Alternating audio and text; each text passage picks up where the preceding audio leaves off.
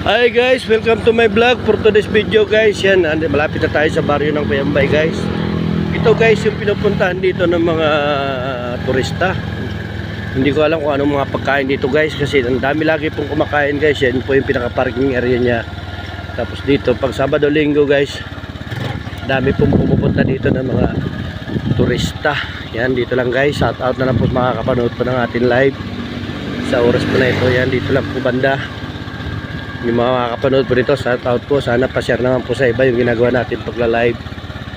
Dito lang po ito sa malapit po ng baryo ng Cuyambay. Yan dito guys, so yan yung po yung pinaka-entrance po nila dito sa labas. Yan guys, shout out guys, nakakaalam po ng lugar po na ito. Yan, ito pa tayo dumadaan paglalako ng isda. Yan, okay guys, maraming salamat po sa